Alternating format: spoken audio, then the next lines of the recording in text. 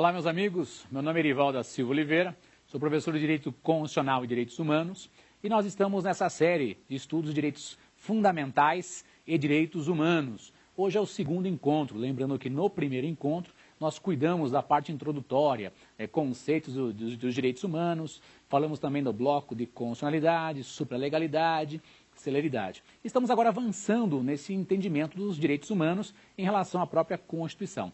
Então hoje nós estamos no segundo encontro, nós vamos ver aí as gerações ou dimensões de direitos, que tem maior incidência em prova, e as características dos direitos humanos. É importante para nós, nós temos o e-mail do Saber Direito, né? saberdireito@stf.jus.br.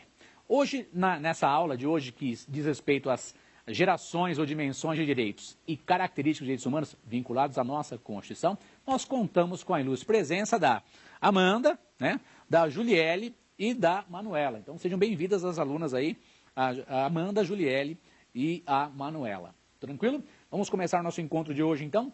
Meus amigos, muito importante comentar o tema direitos humanos e vamos fazer aquele introito, né? Já disse, é importante saber para concurso. Nós temos os direitos do homem, os direitos fundamentais, são aqueles direitos do homem consignados, previstos na Constituição de um Estado, de um país. E temos também os direitos humanos, que são aqueles direitos do homem e ou fundamentais, previstos, assegurados, estabelecidos em tratados de direitos humanos. Lembrando que o nosso país, Brasil, ele faz parte de dois sistemas de proteção.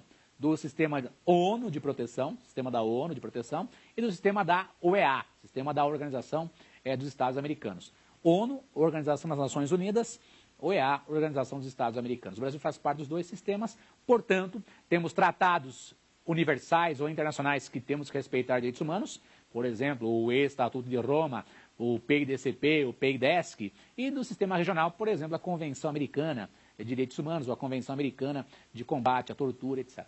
Nós fazemos parte dos dois sistemas, temos que obedecer àqueles tratados que nós aluímos, tanto do sistema da ONU, global, quanto do sistema regional da OEA. E nesse avanço do conhecimento, do aprofundamento do conhecimento com relação aos direitos humanos, hoje nós vamos mexer inicialmente com as gerações ou dimensões de direitos. Então preste atenção. Meu caro, quando se fala em dimensões ou gerações de direitos, é uma obra, a obra introdutória que você deve ler, se você quiser, chama-se A Era dos Direitos, de Norberto Bobbio. Então, lá na Era dos Direitos de Norberto Bobbio, ele vai trazer para nós esses conceitos de gerações de direitos, né? Bom, existe uma celeuma muito grande, até o professor Canutilho critica o termo gerações, que não é adequado, porque dá a ideia de que uma geração está sucedendo a outra, e o mais adequado, sugerem, né, ultimamente, a questão de dimensões de direitos. Bom, primeira coisinha é algo muito simples. Quando se fala em geração ou dimensão de direitos mais atuais, você entenda no seu caderninho e anote. Gerações ou dimensões de direitos. Trata-se de uma criação doutrinária. Meus caros, está vinculado a uma criação doutrinária. Então isso pode variar de autor para autor, ok? Pode variar de autor para autor. Tranquilo? Então uma criação doutrinária. Sim. E você continua, né, com a sua vontade de saber, perguntando, mas o que vem a ser essas gerações ou dimensões de direitos? Aí você anote, né?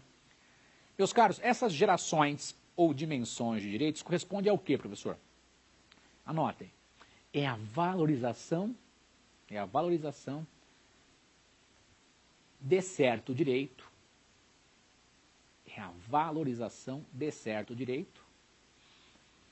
em determinado momento da história. Então, de modo bem sucinto é isso. Quando eu falo em geração ou dimensão de direito, é só isso? É, meu caro. É a valorização de certo direito em determinado momento da história. E é óbvio que isso pode variar de autor para autor.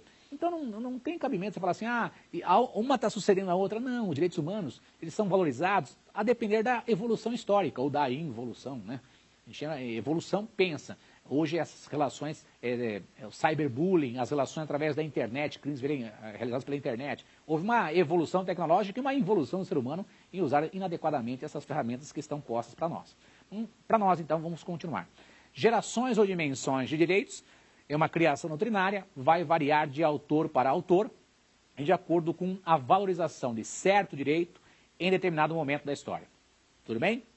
Joinha. Nós vamos ver aqui, inicialmente, as gerações ou dimensões que têm maior incidência para fins de concurso, que são as 3 primeiras. Depois vou comentar, en passant, as demais características, aliás, as demais gerações. Podemos chegar até a 6ª geração, se for o caso. Então vem comigo devagarzinho.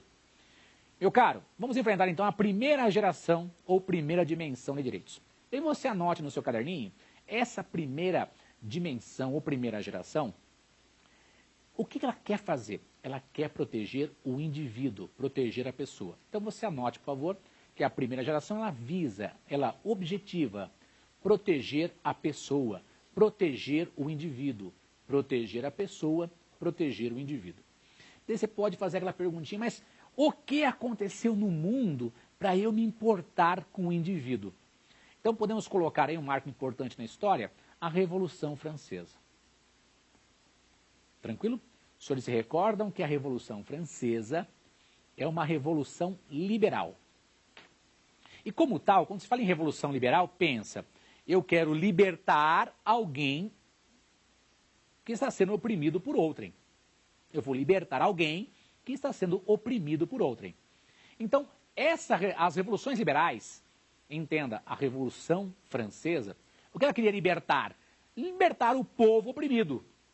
E você que estudou o tema sabe que um motor, né, o mote, a força propulsora para a Revolução Francesa foi aquele panfleto pequenininho, escrito pelo abade francês Emmanuel Sieyès, ou Sieyès para alguns, o Sieyès, o abade Sieyès, que escreveu um panfletinho chamado O que é o Terceiro Estado?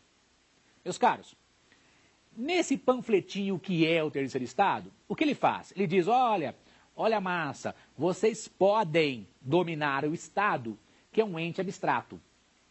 Olha massa, o rei está abusando, nós podemos derrubar o rei. E nós vamos, se for o caso, fazer uma Constituição para dividir o poder, para controlar o poder.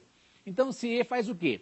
Ele atrela o direito natural, que é o direito de nós nascermos, vivermos, morrermos, esse direito que a gente controla, direito natural, trouxe e atrelou esse direito natural ao direito de fazer uma rebelião, uma revolução e questionar e contestar o poder até então estabelecido. Então, a mola propulsora da Revolução Francesa é esse panfletinho, O que é o Terceiro Estado?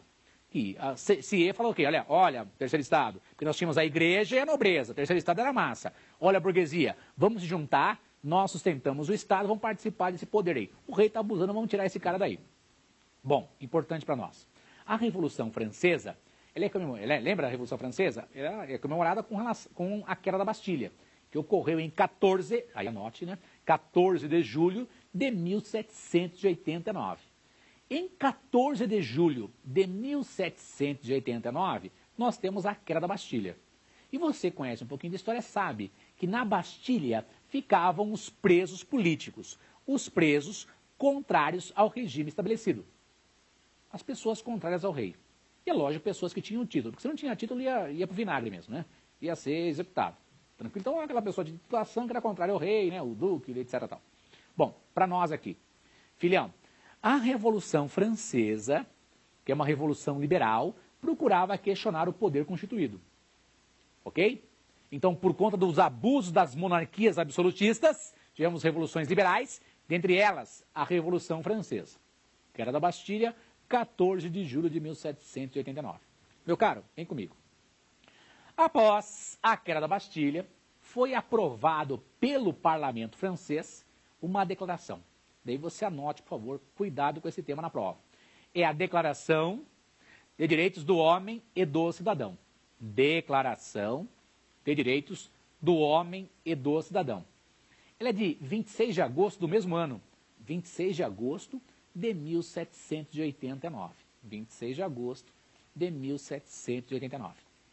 Esse documento aprovado pelo parlamento francês, qual que é a ideia? Viger, valer na França. Só que as ideias ali contidas são tão importantes que elas se expandem pelo mundo. Então as ideias libertárias que constam da Declaração de Direitos do Homem e do Cidadão de 1789, aprovada pelo parlamento francês, cuja ideia era viger na França, se espalham pelo mundo. E lá tem ideias importantes. Então anote, por exemplo, o que estava previsto lá, que vai se expandir pelo mundo. Primeira ideia importante, anote se você quiser. Primeira ideia, que um país, para existir, tem que ter uma Constituição escrita. Então, um país tem que ter uma Constituição escrita. Meus caros, quando se fala em Constituição escrita, vocês se recordam, né? É um documento com começo, meio e fim, um documento único e solene, que contém a estrutura do país. Então, uma Constituição escrita, um documento que tem começo, meio e fim. Meus caros, nesse documento que tem começo, meio e fim, nós vamos ter lá o quê? Nós teremos lá a estrutura do Estado, a divisão de poderes, os direitos e garantias individuais. Então, para fins de concurso, a ideia de poder constituinte, para a grande maioria dos doutrinadores constitucionalistas, está lá na Revolução Francesa, está lá nessa Declaração de Direitos do Homem e do Cidadão. Então, todo país tem que ter uma Constituição escrita. Quem vai fazer essa Constituição? Os representantes do povo. Você recorda da faculdade? O povo elege uma Assembleia Nacional Constituinte para fazer uma Constituição. Essa é a ideia do poder constituinte originário. Então, podemos afirmar que o poder constituinte originário tem vinculação com a Revolução Francesa, tem vinculação com a Declaração de Direitos do Homem e do Cidadão. Ah, professores, alguns dizem que o originário estaria previsto lá desde a Constituição Americana, né, de 1787. Olha, meu caro, de fato, alguns citam que a Constituição, primeira feita após esses movimentos liberais, seria a Constituição Americana de 1787. Mas os Estados Unidos da época não tinham tanta relevância quanto a França. Então, por isso que se dá mais ênfase e mais importância à Declaração de Direitos do Homem e do Cidadão, aprovada pelo parlamento francês, cuja ideia era limitar o poder no Estado. Como é que eu vou limitar o poder do Estado? Por meio de uma Constituição escrita. Importante, o que tem que ter nessa Constituição? Tem que ter a separação dos poderes. É importante, na Constituição escrita tem que ter a separação dos poderes. Separação dos poderes tem inspiração no Charles de Secondat Montesquieu ou no Barão Montesquieu, né? Lembra a separação dos poderes? Que foi escrito naquele livro O Espírito das Leis de Montesquieu? Que um Estado tem que ter os 3 poderes, legislativo, executivo e judiciário. Para que serve essa separação dos poderes? Para evitar a concentração na mão do monarca. Monarca que vivia com o apoio da Igreja Católica, né? Eram as monarquias papistas, né? O monarca se mantia com o apoio da Igreja Católica. Professor, volta um pouquinho. Estou falando para vocês da primeira geração cuja ideia é proteger o indivíduo. E citei no seu caderninho, você anotou, que tem a ver com revoluções liberais, especialmente a Revolução Francesa. Então, grifa. Primeira geração tem a ver com a Revolução Francesa. Qual que é o documento importante? Passe e marca texto. Declaração de Direitos do Homem e do Cidadão, que é aprovada pelo parlamento francês. Qual que é a ideia? Viger, valer na França. Só que é tão importante as ideias que lá estão contidas que se espalham pelo mundo. A ideia de poder constituinte originário. O povo eleger representantes para fazer uma Constituição. Quando eu tenho uma Constituição que estabelece começo, meio e fim, lá é prevista a separação dos poderes. E o principal, e aí anote agora, por favor, destaque no seu material, e lá está previsto os direitos e garantias individuais, para alguns fundamentais, escrito na Constituição. Esses direitos e garantias individuais correspondem à proteção do indivíduo. Coloque no seu caderninho, por favor. Direito à vida, direito à liberdade. Quando eu tenho direito à vida ou direito à liberdade assegurado numa Constituição, como nós já vimos anteriormente, eu vou chamar de direito fundamental, porque é previsto numa Constituição. Mas veja que interessante, essa ideia de limitar o poder do Estado vem na Declaração de Direitos do Homem e do Cidadão, importante, não é um tratado, hein? É um documento, já falei para vocês, é um documento aprovado pelo parlamento francês. Qual que é a ideia? Viger na França.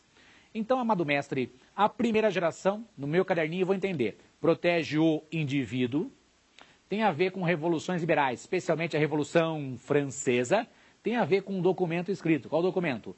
Declaração de Direitos do Homem e do Cidadão. De que ano? 1789. Ficou claro para vocês? Na primeira geração eu vou proteger o indivíduo. Documentos que devo citar nos concursos. Declaração de Direitos do Homem e do Cidadão de 1789. Meus caros, posteriormente, nós temos vários tratados que citam direitos da primeira geração, ou que têm direitos dessa primeira geração. Proteção da vida, da liberdade, da intimidade. Podemos citar, e gostaria que você anotasse, alguns tratados que caem em concurso, que têm a ver com a primeira geração. Vamos pensar num bem importante que cai muito em prova. Convenção Americana de Direitos Humanos. Meus caros, a Convenção Americana de Direitos Humanos, a Convenção Americana de Direitos Humanos, Convenção Americana de Direitos Humanos, deu certo?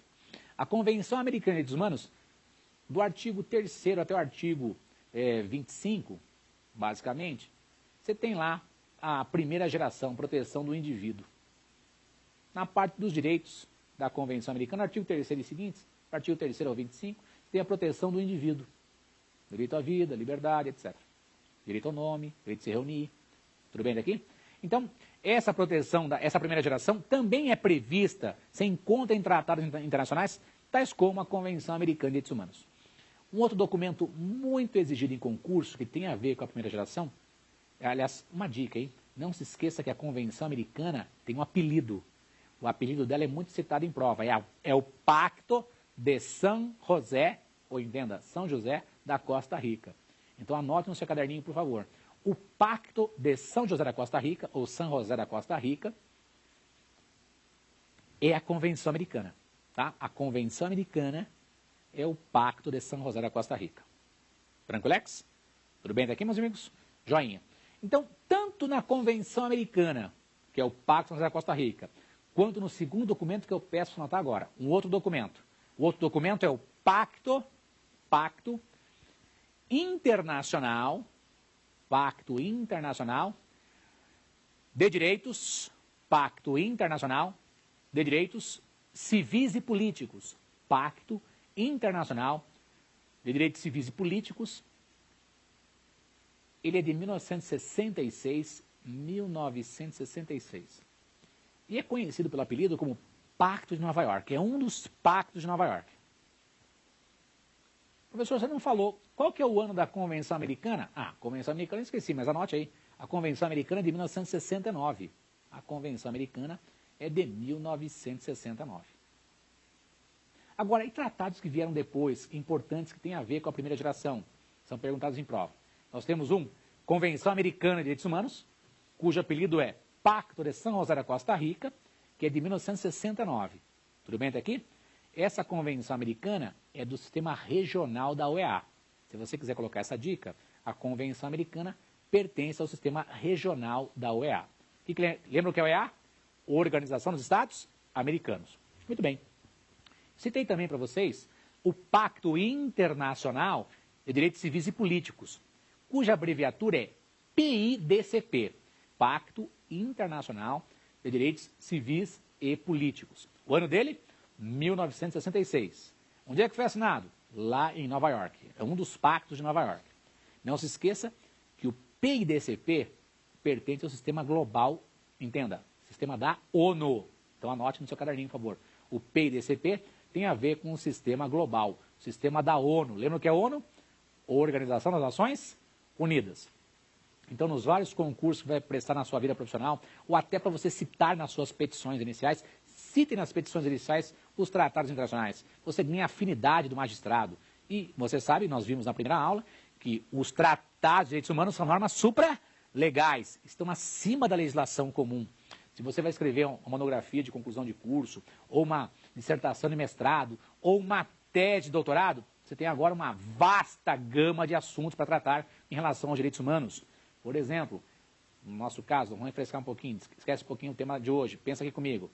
A lei de execução penal, ela está abaixo da Convenção Americana. Se houver contrariedade, tem que prevalecer o quê? O texto da Convenção Americana, ok? A legislação civil está abaixo da Convenção Americana, está abaixo do PDCP, que tem que prevalecer o texto dos tratados internacionais em relação à legislação interna. Então, é uma boa fonte de pesquisa para você escrever. Se você está com dúvida com relação a uma dissertação de mestrado ou uma tese de doutorado, tem um vasto tema aí com relação a esses tratados internacionais que o Brasil faz parte. Só como dica, o Brasil aderiu a esses dois tratados, a Convenção Americana e o PIDCP, em 1992. Tá? Então, cuidado com isso em prova. O Brasil aderiu aos dois em 1992. Aliás, em 1992 foi o ano que o Brasil aderiu a vários tratados internacionais. Tudo bem? Vamos caminhar. Primeira geração, vencemos a primeira geração. Ponto e vírgula no seu caderninho. Outra geração ou dimensão que é muito perguntada em prova é a segunda geração. Segunda geração. Podemos caminhar? Então preste atenção. Meus amigos, a segunda geração de direitos, ou segunda dimensão de direitos, é aquela que cuida da proteção de grupos de pessoas. Cuida da proteção de grupos de pessoas. Proteção dos trabalhadores, proteção dos aposentados. Proteger grupos de pessoas. Trabalhadores aposentados. E você me pergunta, mas o que aconteceu no mundo para me preocupar com um trabalhador e aposentado? O que houve na história mundial para eu ter que dar importância para esses dois grupos de pessoas? Aí vem comigo devagarzinho. Meu caro, nós tivemos no mundo o excesso do Estado liberal, né? O Estado liberal que ele não se importa com o ser humano, e também tivemos esse Estado liberal que não se importa com o ser humano. Além disso, junto com ele, nós temos a Revolução Industrial. Então, nós temos a Revolução Industrial, o mundo vai produzir muito mais rapidamente, né? As máquinas a vapor na Inglaterra, tudo bem? E quando se quer produzir muito, naquela época nem se pensava em proteger o trabalhador. Vamos produzir bastante e vamos acumular riqueza. Produzir bastante e acumular riqueza. Por conta disso, nós temos aí uma ruptura com o sistema até então vigente. Então pensa comigo, Revolução Industrial, produzir muito, ok? Revolução Industrial, produzir muito. Estado Liberal, aquele que não se importa com o indivíduo, se importa quando muito com a economia, deixa as coisas acontecerem. Bom, Estado Liberal, Revolução Industrial e Estado Liberal. Culminaram no quê? Culminaram, né, nessa ruptura, né, e nessa busca da proteção dos trabalhadores. Então, se você quiser no caderninho de vocês aí, anotem quais são os documentos que aparecem muito em prova com relação à proteção dos trabalhadores, proteção dos aposentados. Nós temos, anotem se vocês quiserem, a Constituição Mexicana de 1917, Constituição Mexicana de 1917, tudo bem? Constituição Alemã de 1919, que é conhecida como Constituição de Weimar, W-E-I-M-A-R, Weimar, que é o local onde foi assinada a Constituição, tudo bem? Então, Constituição Mexicana de 1917, Constituição de Weimar de 1919, que é a Constituição Alemã. Perceba que essa segunda geração, proteger trabalhadores aposentados, ela está vinculada a direitos fundamentais. Por que fundamentais? Já vimos na primeira aula. Porque previstos em constituições. Fundamentais previstos em constituições. Constituição Mexicana, de 1917, Constituição Alemã, de 1919. E você pode perguntar, mas me diga, tem alguns outros documentos importantes que têm a ver com essa proteção de grupos de pessoas, trabalhadores, aposentados? Tem. E agora comigo aqui. Meu chapa, nós temos lá, importante, se você quiser anotar, a criação da OIT.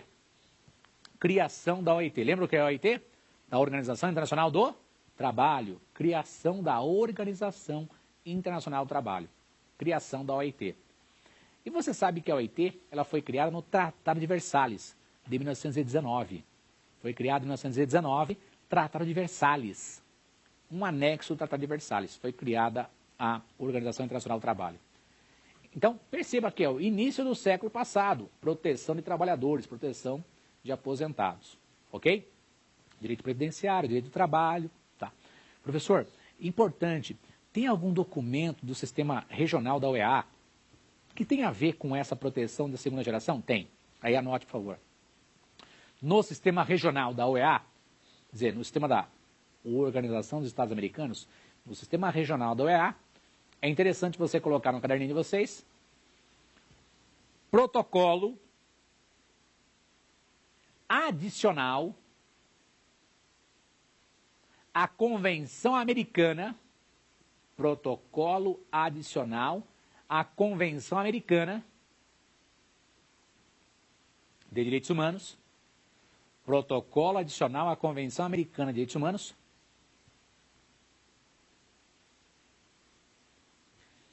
sobre direitos econômicos, sociais e culturais. Vou repetir. Protocolo adicional à Convenção Americana de Direitos Humanos.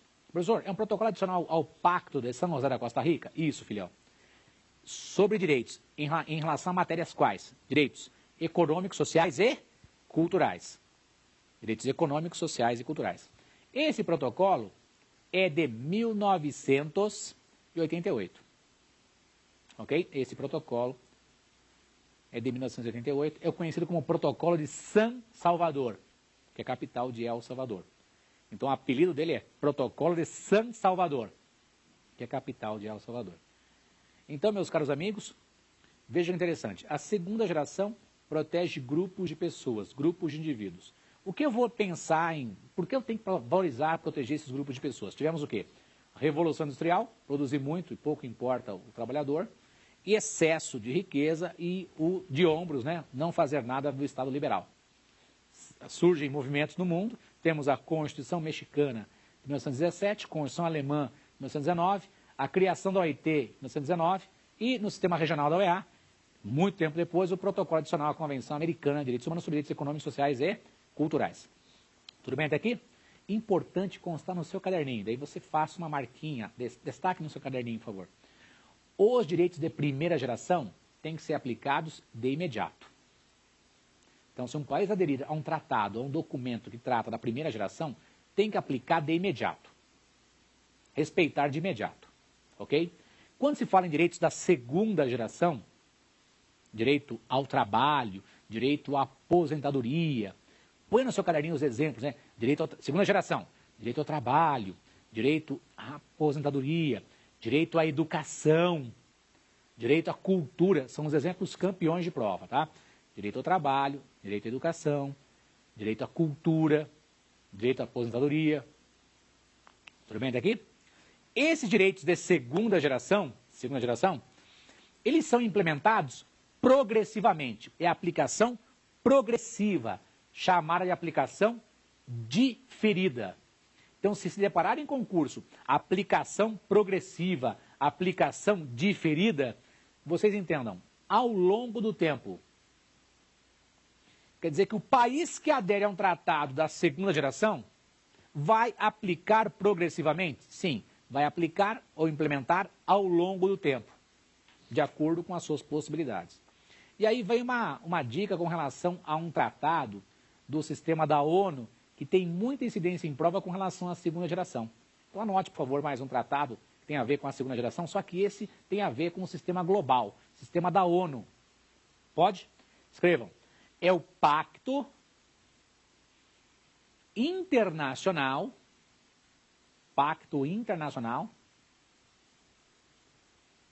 de Direitos Econômicos, Sociais e Culturais. Deu certo? Pacto Internacional de Direitos Econômicos, Sociais e Culturais. A abreviatura dele, muito fácil, é o PIDESC. Se ouvirem falar em PIDESC é Pacto Internacional de Direitos Econômicos, Sociais e Culturais. Ele é de 1966, é um dos conhecidos pactos de Nova York. É o outro pacto de Nova York conhecido. É um dos pactos de Nova York, tá? PIDESC, 1966, tudo bem?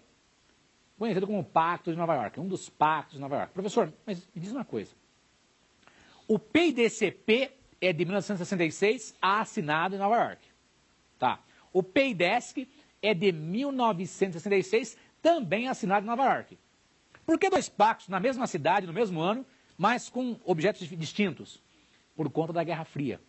Na época, havia lá o capitalismo, o sistema americano, e o comunismo, a ex-União das Repúblicas Socialistas Soviéticas. Então, por conta disso, dessa dicotomia, o PIDCP tem vinculação ao sistema americano, o PIDES tem a ver com o sistema da ex-União Soviética. Então, por isso criaram dois pactos para proteger os seres humanos na mesma época. Agora, não se esqueça, PIDCP, um país aderiu a ele, aplicação de imediato. PIDES, um país aderiu a ele, aplicação progressiva. Tudo bem? O Brasil aderiu aos dois pactos, o PIDCP e o PIDES, em 1992. Joinha? Tá, isso é importante? É importante. Bom, primeira geração protege o indivíduo, segunda geração protege o grupo de indivíduos. Quem? Trabalhadores, aposentados. Não se esqueça, primeira geração aplicação de imediato, segunda geração aplicação progressiva, programática, ao longo do tempo. Vai ficar a critério do país implementar. Agora põe no caderninho de vocês, por favor, cuidado. Escreve no caderninho de vocês, cuidado. Por que cuidado? Meus amigos, com relação aos direitos de segunda geração, direito à educação, direito à cultura, direito à educação, direito à cultura, por exemplo, direito à saúde, são direitos de segunda geração. Tudo bem? Põe assim, segunda geração, direitos da segunda geração. Nada impede, quer dizer, não há proibição, nada impede. Para quê? Nada impede para que seja feita a sua implementação de imediato, nada impede que seja feita a sua implementação de imediato por conta de uma ação judicial. Professor, eu tenho direito à educação, tenho direito à saúde, tenho direito à cultura. Eu sei que está previsto a cultura, a educação, no PIDESC, né? Pacto Nacional de Direitos Econômicos, Sociais e Culturais, direito à educação, à cultura. Eu sei que está previsto na Constituição nossa, lá no artigo 6º dos direitos sociais. Meu amigo, o país que aderiu ao PIDESC para implementar isso aí vai ser progressivamente. Agora, nada impede que num caso concreto, eu, advogado, ingresse com mandado de segurança ou com uma ação ordinária com tutela antecipada, para que o meu cliente consiga fazer a matrícula do seu filhinho na escola pública X. Ou que ele consiga internação, ou que ele consiga aquele remédio, ou ele consiga ter acesso à cultura. Entenda, os tratados de segunda geração, a aplicação pelo país é aplicação programática ao longo do tempo, ok? Nada impede que eu acione o Poder Judiciário para ter acesso de imediato para resolver o caso do meu cliente. Isso hoje em dia, o pessoal critica muito, é o ativismo judicial ou neoconstitucionalismo, né? As pessoas acionam o Poder Judiciário para que ele ajude a implementar direitos sociais que o país, se deixar sem cobrar, vai demorar muito para realizar. Direito à moradia é um direito social. Ah, professor, tem as questões das enchentes que sempre acontecem em certa região.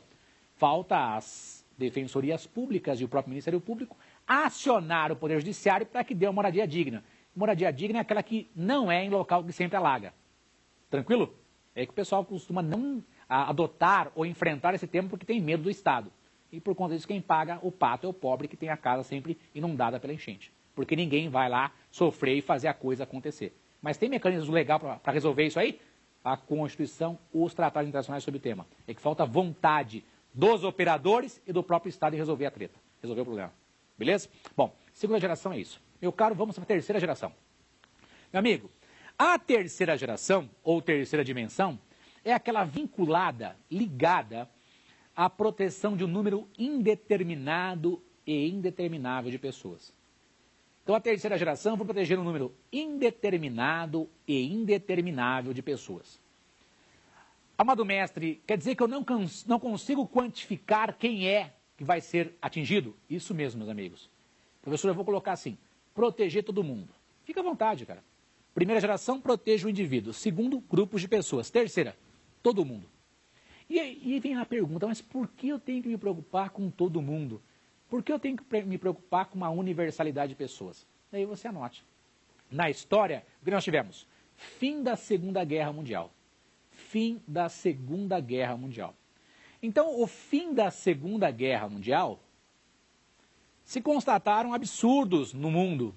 Nós tivemos bombas atômicas contra populações civis, Hiroshima e Nagasaki.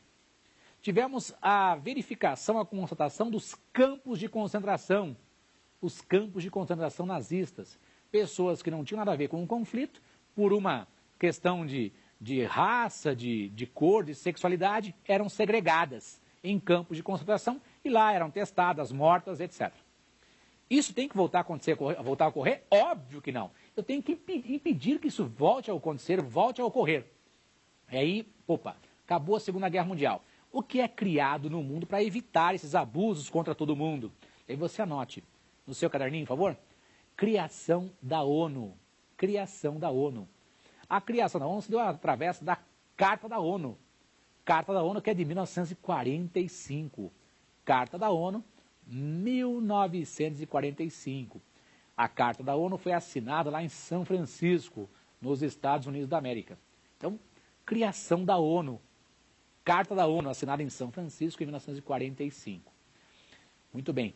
Professor, quer dizer que com a Carta da ONU, a ideia é que nós vamos criar um organismo para proteger todo mundo? Sim, proteger todo mundo.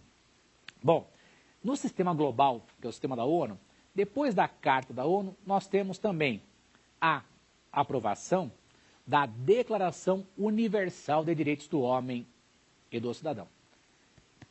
Declaração Universal de Direitos do Homem e do Cidadão, que o mais correto para fins de concurso é Declaração Universal de Direitos Humanos. Declaração Universal de Direitos Humanos.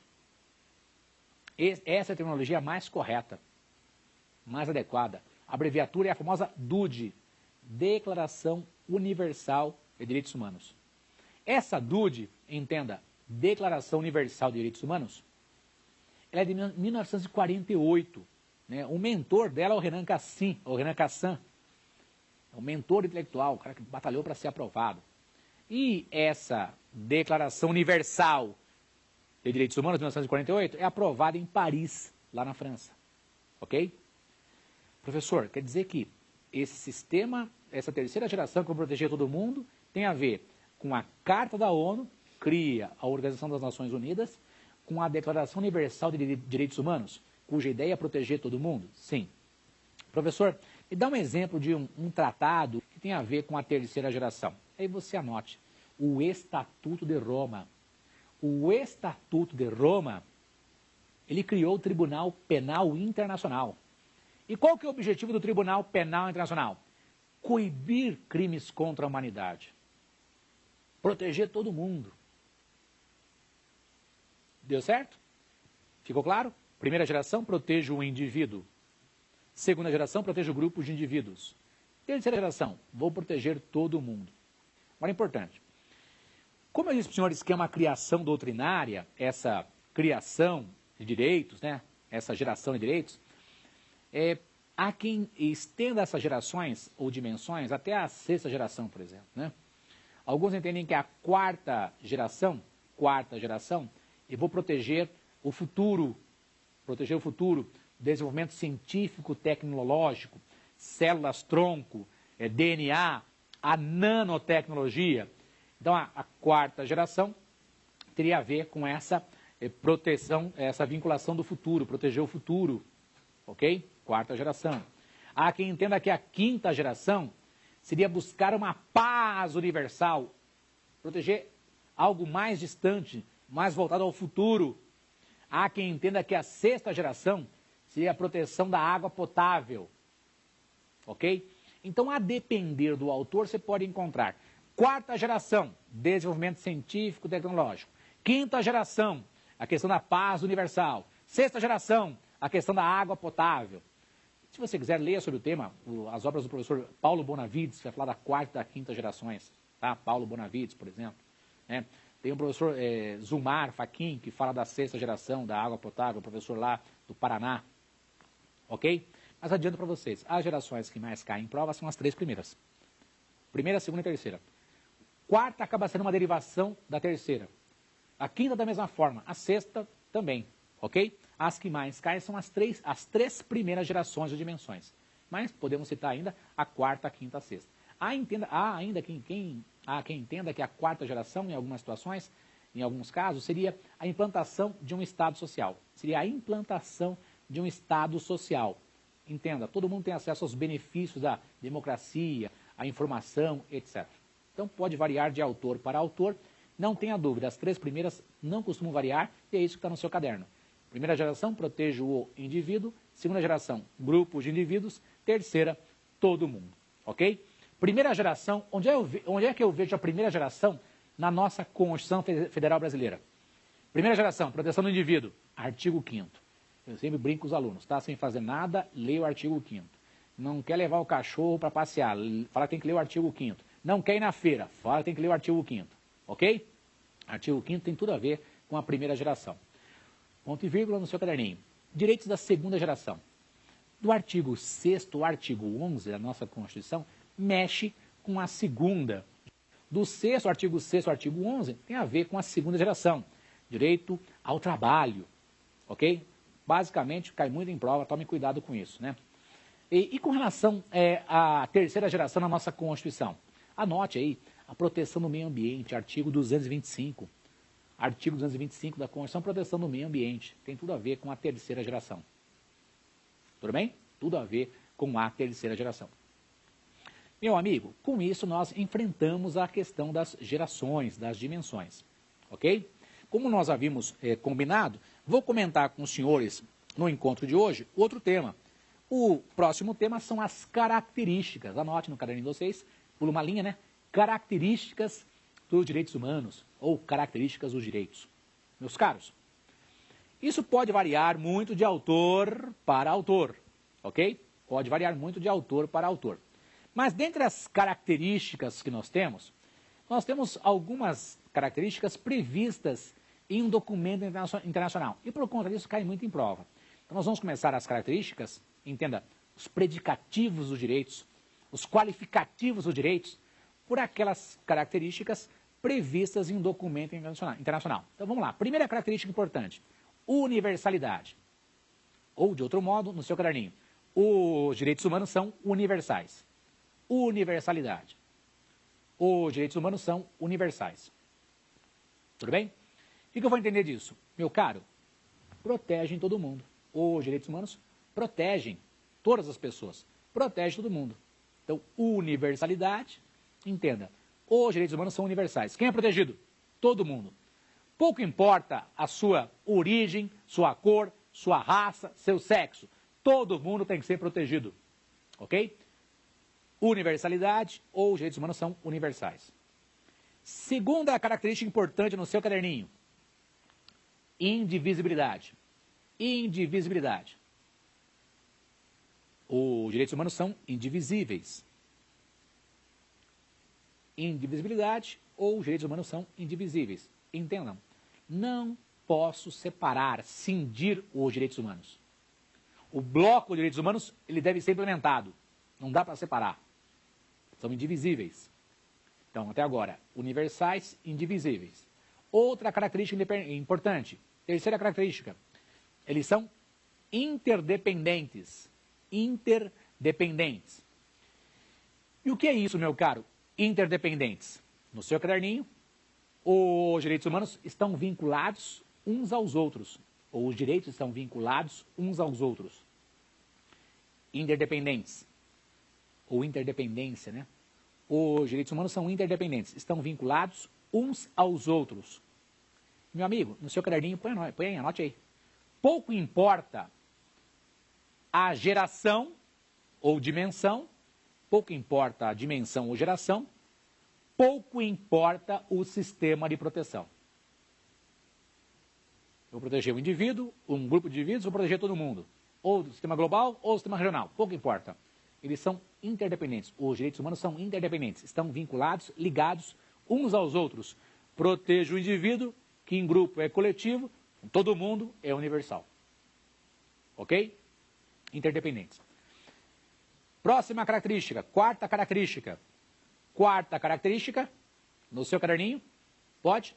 Os direitos humanos são, tem uma característica importante, eles são interrelacionados. É a interrelacionariedade. Os direitos humanos estão interrelacionados. Tudo bem até aqui? Tem a questão da interrelacionalidade. Interrelacionalidade ou estão interrelacionados.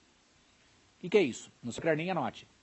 Não há hierarquia entre os direitos humanos. Não existe, não há hierarquia entre os direitos humanos. Não existe hierarquia entre os direitos humanos.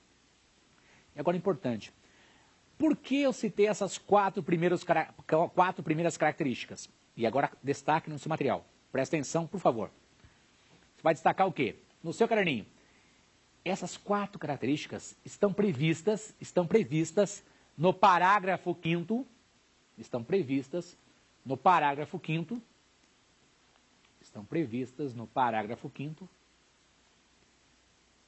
da Declaração e Programa de Ação de Viena, Declaração e Programa de Ação de Viena de 1993. Declaração e Programa de Ação de Viena de 1993. Essa declaração, ela buscou atualizar a DUD, uma espécie de atualização da DUD após uma Conferência Mundial de Direitos Humanos lá em Viena. Importante para nós. Está previsto no parágrafo 5º. Os direitos humanos são universais, indivisíveis, interdependentes e interrelacionados. Essas quatro primeiras características já estão no seu material. Estão previstas no parágrafo 5º da Declaração e Programa de Ação de Viena de 1993. Joinha? Tem outras características importantes também? Sim. Pulo uma linha e vamos continuar. Quinta característica, historicidade. Essa é muito simples, né? Historicidade. Quinta característica, historicidade. O que é isso? Daí você anota se você quiser. Os direitos humanos refletem a história do homem. Os direitos humanos refletem a história do homem. Nós temos que nos preocupar agora com a questão do nosso futuro. Células-tronco, clonagem, etc. Então, esse avanço tecnológico vai se refletir no nosso sistema normativo, inclusive com relação a tratados internacionais de proteção, né, da nossa carga genética, etc. Ok? Então, historicidade, os direitos humanos evoluem de acordo com a história do indivíduo. Próximo agora vem a sexta característica, é isso? 4, 5, 6. Sexta característica, vedação do retrocesso. Vedação do retrocesso. O que é isso? Vedação do retrocesso. Daí você anota se você quiser. Pode? A vedação do retrocesso também é conhecida como vedação do regresso. Vedação do retrocesso ou vedação do regresso. Regresso. Vedação do retrocesso ou vedação do regresso. Mais uma característica pequenininha e rápida, imprescritibilidade. Imprescritibilidade. Imprescritibilidade. Quando é dito imprescritibilidade, os direitos humanos